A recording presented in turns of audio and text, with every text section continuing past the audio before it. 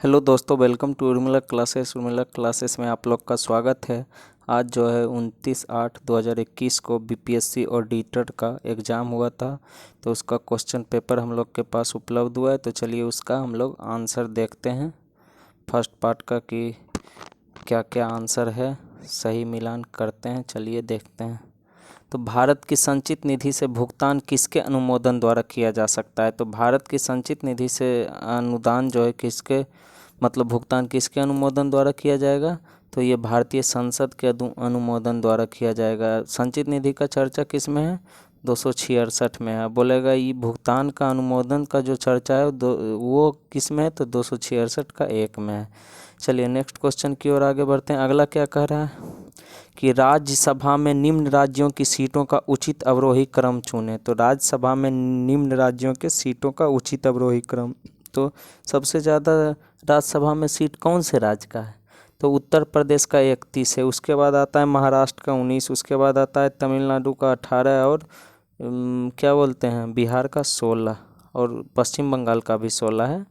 तो इसमें बिहार दिया हुआ है, तो उत्तर प्रदेश, महाराष्ट्र, तमिलनाडु, बिहार, ये सी आंसर हो जाएगा, सी आंसर हो जाएगा। चलिए बहुत अच्छी बात है। चलिए आगे बढ़ते हैं हम लोग। भारतीय संविधान में संशोधन किनके द्वारा प्रारंभ किया जा सकता है? तो भारतीय संविधान में कह रहा है संशोधन किनके द्वारा प्रारंभ किया जा सकता है? तो लोकसभा में संशोधन बिल लाया जा सकता है, राज्यसभा में लाया जा सकता है, और ये तीनों नहीं होंगे। तो इनमें से क्या हो जाएगा? ये लोकसभा और राज्यसभा। तो आंसर देखते हैं क्या है। तो डी आंसर हो जाएगा, 1 और 2, लोकसभा और राज्यसभा, 1 और 2। चलिए नेक्स्ट की ओर आगे बढ़ते हैं। अगला क्या कह रहा है? क्वेश्चन नंबर 4 है। 4 की ओर देखते हैं कि भारतीय संविधान में कैबिनेट शब्द का प्रयोग केवल एक जगह किसके तहत हुआ है? तो भारतीय संविधान में कैबिनेट शब्द का प्रयोग केवल एक जगह 352 अनुच्छेद के तहत हुआ है, जिसमें 44वां संशोधन में कहा गया है कि कैबिनेट के सिफारिश पर राष्ट्रपति शासन लगाएगा। तो इसीलिए इसमें कैबिनेट शब्द का प्रयोग किया गया है। चलिए नेक्स्ट क्वेश्चन की ओर आगे बढ़ते हैं। अगला क्या कह रहा है? विधानसभा के दोनों सदनों द्वारा बिल पास होने के बाद राज्यपाल के पास निम्न विकल्प होते हैं। तो राज्यपाल के पास क्या क्या विकल्प होता है? चलिए हम लोग देखते हैं। पहले तो वह अपनी अनुमति दे सकता है, ये विकल्प है। वह अपनी अनुमति को रोक सकता है, ये भी विकल्प है। वह बिल को पुनर्विचार के लिए वापस भेज सकता है, वो ये भी विकल्प है। वह बिल को राष्ट्रपति के विचार के लिए सुरक्षित रख सकता है, ये भी सही है। तो और क्या नहीं कर सकता है भाई? इतना तो 4 तो सही है ऊपर वाला। वह बिल को प्रधानमंत्री के विचार, नहीं, प्रधानमंत्री के विचार के लिए नहीं रखेगा, ये गलत है। तो इसमें से कह रहा है उपयुक्त में से कौन सा कथन असत्य है? तो कौन वाला असत्य है भाई? तो कौन असत्य है इसमें है? इसमें से कोई नहीं। जो 1 2 3 4 दिया है वो तो सत्य है। तो ये क्या हो जाएगा? इसका आंसर ये हो जाएगा, ये असत्य है, ये। चलिए नेक्स्ट क्वेश्चन की ओर आगे बढ़ते हैं। अगला क्या है? अगला है क्वेश्चन नंबर 6। पंचायत सदस्य की अयोग्यता का प्रश्न कौन निर्धारित करेगा? तो पंचायत सदस्य की अयोग्यता का प्रश्न कौन निर्धारित करता है भाई? तो पंचायत सदस्य की अयोग्यता की बात है, तो पंचायत सदस्य की अयोग्यता को राज्यपाल नहीं, मुख्यमंत्री नहीं, ऐसी संस्था जिसे राज्य विधानमंडल मुहैया करा सके। वैसी संस्था जो कि, क्योंकि पंचायत सदस्यों का चुनाव राज्य के अंतर्गत होता है, राज्य निर्वाचन आयोग करता है, इसका चुनाव राज्य के देख रेख में होता है। तो इसका मतलब क्या है कि ये ऐसी संस्था राज्य विधानमंडल बनाए जो इसकी देखभाल कर सके, तभी न इसके योग्यता और अयोग्यता का प्रश्न निर्धारित करेगा। चलिए नेक्स्ट क्वेश्चन की ओर आगे बढ़ते हैं। अगला क्या कह रहा है कि असत्य मेल को चुने। असत्य मेल को चुने, तो कह रहा है 48 में समान नागरिक कोड। तो एकदम गलत है। किस में है समान नागरिक कोड भाई? तो 44 में है समान नागरिक कोड। किस में है? 44 में है समान नागरिक कोड। अब बोलेगा 50 में क्या है भाई? तो 50 में है 50-50, न्यायपालिका और कार्यपालिका का 50-50 जो है वो 50 में है। लेकिन बोलेगा 48 में क्या है? तो जीव जंतु का संरक्षण की बात कहा गया है, 48 में है।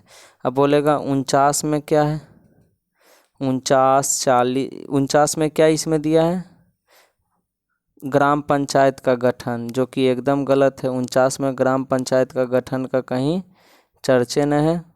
49 में क्या है, राष्ट्रीय महत्व के स्मारक एवं स्थान वो वस्तुओं का संरक्षण 49 में है। 40 में क्या है भाई, तो 40 में है ग्राम पंचायत का गठन। ये कहा रहा है कार्य का अधिकार, जो कि एकदम गलत है। कार्य का अधिकार इसमें नहीं होगा।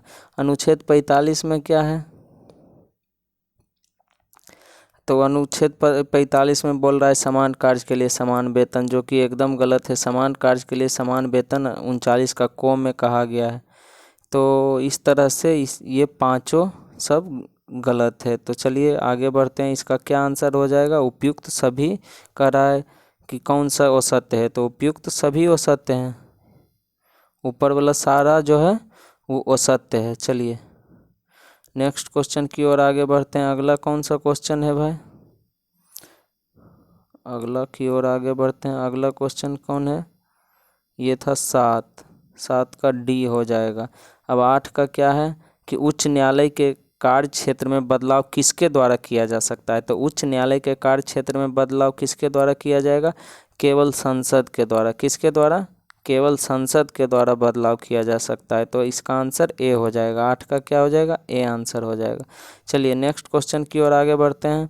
राष्ट्रपति को उसके कार्यकाल की समाप्ति से पूर्व किसके सुझाव पर हटाया जा सकता है, तो राष्ट्रपति को उसके कार्यकाल की समाप्ति से पूर्व किसके सुझाव पर हटाया जा सकता है, तो सिर्फ सुझाव पर तो हटाया नहीं जा सकता है। जब भी हटाया जाएगा तो 2/3 बहुमत से लोकसभा और राज्यसभा में पारित होना चाहिए। तो सुझाव तो यहाँ कोई वर्डे नहीं है, तो उपयुक्त में से किसी के सुझाव पर नहीं हटाया जा सकता है। सुझाव देने से राष्ट्रपति नहीं हटेगा, उसके लिए मत देना पड़ेगा, 2/3 से पारित करना पड़ेगा। तो इसीलिए इसका आंसर होना चाहिए कौन, ये ई। चलिए नेक्स्ट क्वेश्चन की ओर आगे बढ़ते हैं। राज्य में अध्यादेश किसके द्वारा लागू किया जा सकता है, तो राज्य में अध्यादेश कौन लागू करता है भाई, तो ये राज्यपाल साहब करते हैं 213 के तहत। जब राज्य विधानमंडल काम नहीं कर रहा होता है, मतलब उसका सत्र नहीं चल रहा होता है, तो राज्यपाल अध्यादेश ला सकते हैं। उसके बाद राष्ट्रपति कब लाएंगे, जब संसद नहीं चल रहा होगा, तो 123 के तहत लाएंगे, 123 के तहत लाएंगे। चलिए नेक्स्ट क्वेश्चन की ओर आगे बढ़ते हैं। अगला क्या है, अगला है 10 हो ही गया है। भारत में तृतीय पंचवर्षीय योजना तथा चौथी पंचवर्षीय योजना में कितने वर्ष का अंतर है, तो तृतीय पंचवर्षीय योजना कब से कब तक था, तो 1961 से लेकर 66 तक था तृतीय। उसके बाद चौथी कब से था, तो 1969 से लेकर 74 तक था चौथी। तो ये 3 साल का अंतर रहा। तो इसमें क्या हुआ, इसमें चला था वार्षिक योजना चला था, 1-1 साल का वार्षिक योजना चला था। किसमें, 3 साल, ये 66 से 69 तक। चलिए नेक्स्ट क्वेश्चन की ओर आगे बढ़ते हैं। अस्थायी अनुमान के अनुसार भारत में प्रति व्यक्ति शुद्ध राष्ट्रीय आय चालू कीमतों पर 2018-19 में है, कितना था भाई प्रति व्यक्ति, तो 1,40,406 रुपया, 1,40,406 रुपया था। चलिए नेक्स्ट की ओर आगे बढ़ते हैं। अगला क्या कह रहा है कि प्रिवेंशन ऑफ मनी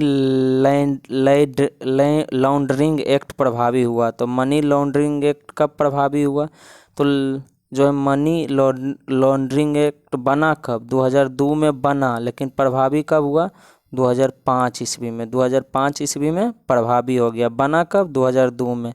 तो इसका आंसर क्या हो जाएगा, 13 का आंसर क्या हो जाएगा, कह रहा है कि उपयुक्त में से कोई नहीं होगा, उपयुक्त में से कोई नहीं, कब प्रभावी हुआ बोल रहा है। तो चलिए नेक्स्ट क्वेश्चन की ओर आगे बढ़ते हैं। मुख्य रूप से सामान्य मानव विकास सूचकांक सम्मिलित है, तो सामान्य मानव विकास सूचकांक में कौन कौन सम्मिलित है, जीवन प्रत्याशा है ही, प्रति व्यक्ति आय है ही, साक्षरता दर है ही। तो इसका आंसर क्या हो जाएगा, उपयुक्त में से डी सभी हो जाएगा, उपयुक्त में से डी, 14 का डी। चलिए 15 नंबर की ओर हम लोग आते हैं तेजी से। भारत की नई औद्योगिक नीति 1991 आधारित है, तो भारत की नई औद्योगिक नीति 1991 उदारवादिता, निजीकरण, वैश्वीकरण, मतलब ये चारों पर आधारित है। तो इसका भी आंसर क्या हो जाएगा, 15 का भी डी हो जाएगा, 14 का डी, 15 का डी। ट्राइसेम ग्रामीण युवा के स्वरोजगार हेतु प्रशिक्षण योजना एक कार्यक्रम है, ग्रामीण विकास के लिए औद्योगिक विकास का, शहरी विकास का, सुरक्षात्मक तैयारियों का, तो ये क्या हो जाएगा, इनमें से एक से अधिक, इनमें से एक से अधिक। ग्रामीण विकास के लिए तो हैं ही,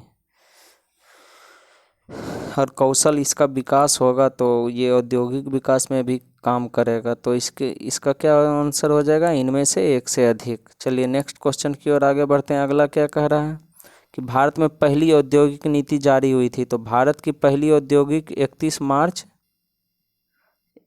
भारत की पहली औद्योगिक नीति कब जारी हुई थी, 31 मार्च 1948 को जारी हुई थी। चलिए नेक्स्ट क्वेश्चन की ओर। मेक इन इंडिया वैश्विक पहल का प्रवर्तन किया गया, तो मेक इन इंडिया वैश्विक पहल का प्रवर्तन कब किया गया भाई, तो 25 सितंबर 2014 को, 25 सितंबर 2014 को नरेंद्र मोदी द्वारा मेक इन इंडिया वैश्विक पहल का प्रवर्तन किया गया। चलिए नेक्स्ट क्वेश्चन की ओर आगे बढ़ते हैं। अगला क्या कह रहा है, 19 नंबर, नाबार्ड कृषि एवं ग्रामीण विकास हेतु राष्ट्रीय बैंक का लक्ष्य है, तो ग्रामीण साख लक्ष्य है, क्या है, ग्रामीण साख, यही लक्ष्य है, ग्रामीण साख, और सब औद्योगिक साख, शहरी साख से इसका कोई नाता ही नहीं है। चलिए नेक्स्ट क्वेश्चन की ओर आगे बढ़ते हैं। शिवरामन समिति की सिफारिश पर हुआ था नाबार्ड की स्थापना। भारतीय छठी पंचवर्षीय योजना की अवधि संबंधित है, तो भारतीय छठी पंचवर्षीय योजना बोलेगा पाँचवीं कब हुआ था भाई, तो 74 से 78, पाँचवीं 4 साल का रहा था, 2 साल चला रोलिंग प्लान, और उसके बाद छठी आया 80 से 85, तो इसका आंसर क्या हो जाएगा, बी। चलिए नेक्स्ट की ओर बढ़ते हैं। जनगणना 2011 के अनुसार बिहार में लिंगानुपात है, तो जनगणना 2011 के अनुसार कितना लिंगानुपात है, 916 लिंगानुपात है, 916 महिला पर 1000 पुरुष। चलिए नेक्स्ट क्वेश्चन की ओर। जनगणना 2011 के अनुसार बिहार में सर्वाधिक जनसंख्या वाला जिला है, तो जनगणना 2011 के अनुसार सर्वाधिक जनसंख्या वाला जिला पटना, सबसे कम जनसंख्या वाला जिला तो शिवहर, सबसे छोटा क्षेत्रफल वाला जिला तो शेखपुरा। चलिए नेक्स्ट क्वेश्चन की ओर आगे बढ़ते हैं। अगला कह रहा है कि जनगणना 2011 के अनुसार बिहार में जिलों की संख्या थी, तो बिहार में टोटल कितना जिला था, 38, कितना जिला था टोटल, 38 था। चलिए नेक्स्ट क्वेश्चन की ओर आगे बढ़ते हैं। अगला क्या कह रहा है कि स्मार्ट शहर मिशन योजना के अंतर्गत बिहार में चुने गए शहरों की संख्या, तो स्मार्ट शहर मिशन योजना के तहत 4 शहर चुना गया था, पटना, मुजफ्फरपुर, बिहार शरीफ और भागलपुर, ये चारों। चलिए नेक्स्ट क्वेश्चन की ओर बढ़ते हैं। जनगणना 2011 के अनुसार बिहार में साक्षरता दर कितनी थी, तो बिहार में 63.82 साक्षरता दर थी, कितनी, 63.82। चलिए नेक्स्ट क्वेश्चन क्या कह रहा है कि 1857 के विद्रोह के समय दिल्ली का प्रभारी अंग्रेज अधिकारी कौन था, तो दिल्ली का जो था ऐसे था जॉन निकलसन, लेकिन वो मारा चला गया, कौन, निकलसन मारा चला गया, तो उसके बाद कौन बना भाई, हडसन बना, जॉन लेफ्टिनेंट हडसन बना, निकलसन मारा चला गया तो कौन बन गया, हडसन बना। तो इसका आंसर क्या होना चाहिए, इसका आंसर बी होना चाहिए, कौन होना चाहिए, बी होना चाहिए। चलिए अब नेक्स्ट क्वेश्चन, बी इसका आंसर होना चाहिए। नेक्स्ट क्वेश्चन की ओर आगे बढ़ते हैं। अगला क्या कह रहा है कि दिल्ली दरबार के समय भारत का वायसराय कौन था, तो दिल्ली दरबार के समय कौन था भारत का वायसराय भाई, तो इसका भारत कब हुआ था दिल्ली दरबार, 1877-78 में हुआ था, तो इसका कब हो जाएगा, लॉर्ड लीटन हो जाएगा, लॉर्ड लीटन। चलिए अब बोलेगा नेक्स्ट क्वेश्चन, किस अधिनियम के द्वारा अंग्रेजों ने घोषणा की कि भारत में अधिकारियों की नियुक्ति में राष्ट्रीयता और रंग के आधार पर भेदभाव नहीं होगा, तो कौन से अधिनियम के तहत यह घोषणा किया गया था, तो 1833 के चार्टर एक्ट के तहत किया गया था। उस समय कौन था भारत बंगाल का गवर्नर जनरल था, तो लॉर्ड विलियम बेंटिक था। चलिए नेक्स्ट क्वेश्चन की ओर आगे बढ़ते हैं। अगला क्या कह रहा है, अगला कह रहा है इसमें किसने द हिंदू एसोसिएशन की स्थापना की, तो कौन किया था द हिंदू एसोसिएशन के, श्रीमती एनी बेसेंट, माता बसंत ने किया था। चलिए नेक्स्ट क्वेश्चन की ओर, आयरलैंड की थी। चलिए अगला क्या है कि इल्बर्ट बिल, क्वेश्चन नंबर क्या है 30, क्वेश्चन नंबर 30 है कि क्या बोलते हैं, इसका कह रहा है कि इल्बर्ट बिल कब आया था, तो इल्बर्ट बिल कब आया था, ये लॉर्ड रिपन के काल में। द्वितीय अफगान युद्ध लॉर्ड लिट्टन के काल में। अब बोलेगा धार्मिक का योग्यता अधिनियम डलहौजी के काल में। प्राचीन स्मारक अधिनियम कर्जन के काल में। तो इसका क्या हो जाएगा 2 1 3 4। 2 1 3 4 किस में है 2 1 3 4 है डी में। तो इसका आंसर क्या हो जाएगा डी हो जाएगा। चलिए नेक्स्ट क्वेश्चन की ओर आगे बढ़ते हैं। अगला क्या कह रहा है। अगला कह रहा है इनमें से कौन अहरार आंदोलन से संबंधित नहीं है। तो अहरार आंदोलन से कौन संबंधित नहीं है। तो हसन इमाम नहीं है, मजहरुल हक नहीं है। तो इसमें से एक से अधिक हो जाएगा। कौन हो जाएगा एक से अधिक सम्मिलित नहीं है। चलिए नेक्स्ट क्वेश्चन की ओर आगे बढ़ते हैं। 32 कह रहा है कि सूची 1 के साथ सूची 2 को मिलाइए और सूची के नीचे दिए गए कूट की सहायता से सही उत्तर का चयन कीजिए। तो सूची 1 और सूची 2 को मिलाएंगे। कार्यानंद शर्मा मुंगेर, यदुनंदन शर्मा बोल रहा है। तो यदुनंदन शर्मा क्या हो जाएगा गया। अब बोलेगा जमुना कारजी तो सारण राहुल सांकृत्यायन अन्नवारी का है। तो इसका क्या हो जाएगा 1 2 4 3 1 2 4 3। चलिए 1 2 4 3 कौन है भाई 1 2 4 3। तो इसका आंसर क्या हो जाएगा ए हो जाएगा।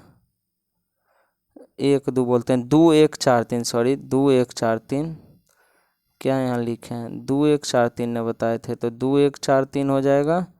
इसका आंसर सी हो जाएगा सी 2 1 4 3। बताए थे क्या कैसे कि कार्यानंद शर्मा मुंगेर से संबंधित हैं। कार्यानंद शर्मा मुंगेर तो ये 2 1 से हो गया शुरू। यदुनंदन शर्मा गया। चलिए नेक्स्ट क्वेश्चन की ओर आगे बढ़ते हैं। अगला क्या है अगला है 33। निम्नलिखित में से कौन सा एक सही सुमेलित नहीं है। तो सही सुमेलित नहीं बोल रहा है। तो सच्चिदानंद सिन्हा इंडियन पीपुल चलिए ये सही है। S.A.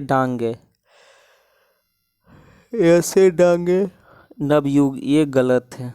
S.A. डांगे क्या लिखे थे द सोशलिस्ट S.A. डांगे।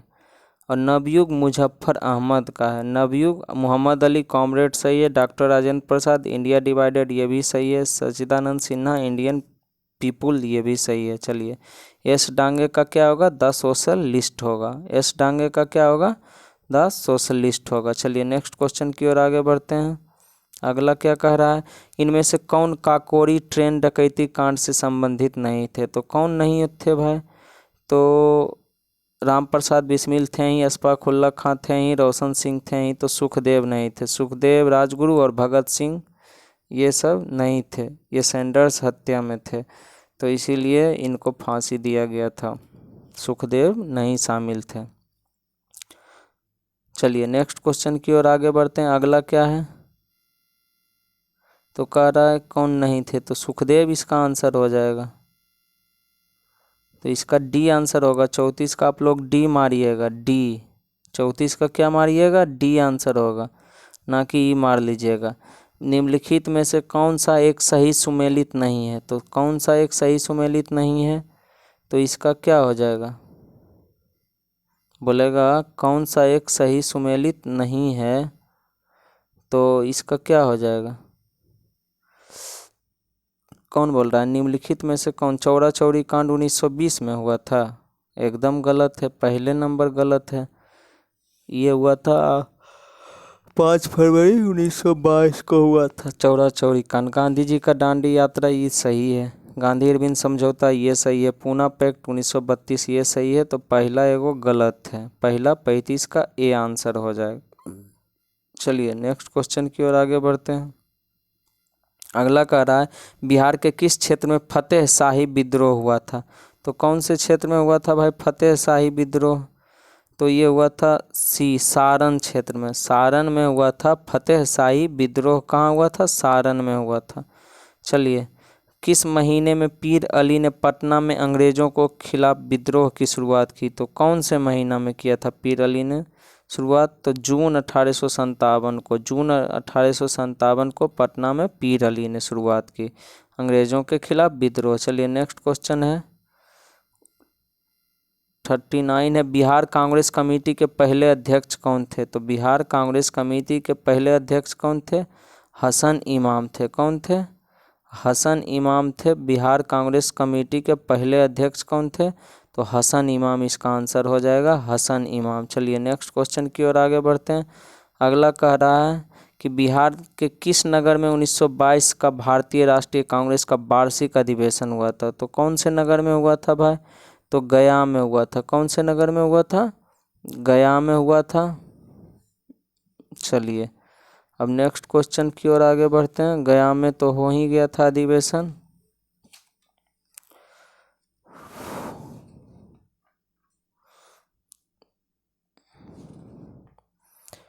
अगला क्वेश्चन क्या कह रहा है? गया में हुआ था और कौन थे इसके? देशबंधु चित्तरंजन दास थे। चलिए अब मैं था गया, तो चलिए यहीं तक वीडियो लंबा हो रहा है तो यहीं तक रहने देते हैं और नेक्स्ट में फिर आप लोग का अगला आंसर बताया जाएगा। तो धन्यवाद। चैनल को लाइक कीजिए, शेयर कीजिए, सब्सक्राइब कीजिए।